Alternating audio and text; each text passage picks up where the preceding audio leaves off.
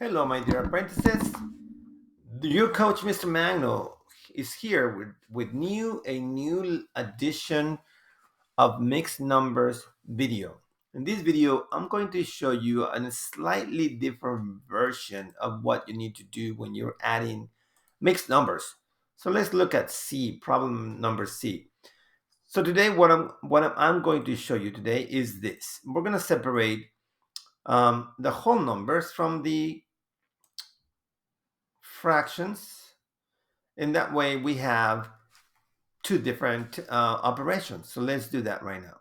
So I'm going to choose my equation tool, and I'm going to have 1 plus 3 that will equal 4.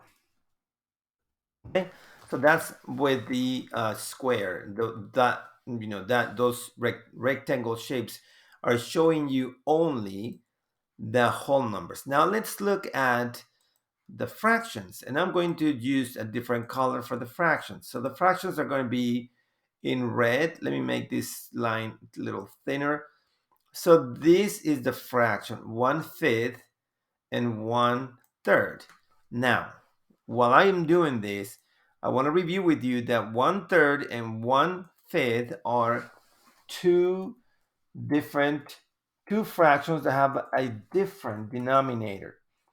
And with that, when I say that, in your mind, there should be all a trigger that says, okay, so if these are different denominators, then we must change the find the common denominators.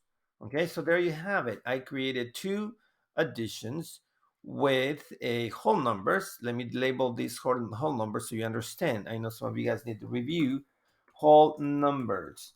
So those are your whole numbers that we added right there. And then we have the fractions. So this in this manner, fractions with unlike denominators. And if you don't remember that denominators are the numbers below the line. Okay. Okay, now, so here's the next step. Since these denominators, well, let's do the easy one. What is 1 plus 3? Well, that will be 4. So that will be part of the answer up here. So that will be a 4, but we're not finished with the answer yet. So that's only the whole numbers answer. So now, looking at the denominators, on these denominators, we do not have, oopsies, let me see.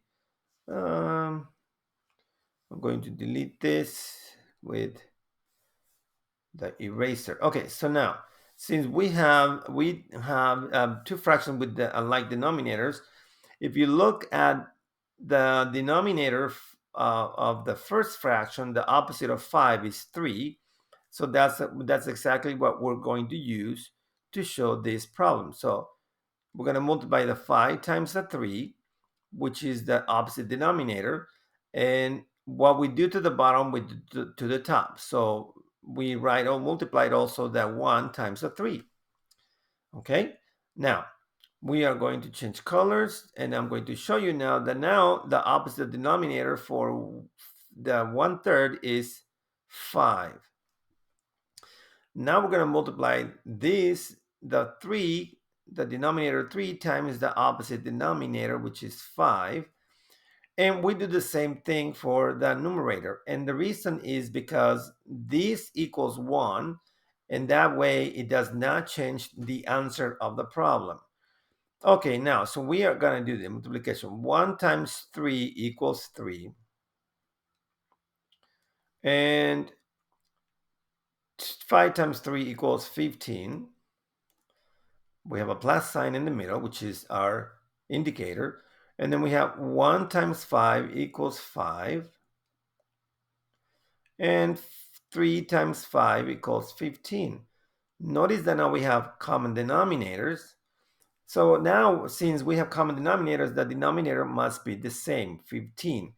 And all we have to do is add the numerators, which will equal 8, 8 15s. So now we can write the answer next to the number that is this number here. So now we're going to write, let me see, You know what? Let me write it with the pencil. So now the answer is 4 and 8/15. And this is the answer for this problem.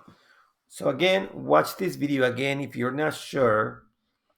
Isolate the whole numbers and then subtract them, okay? Watch the video again. It's very helpful.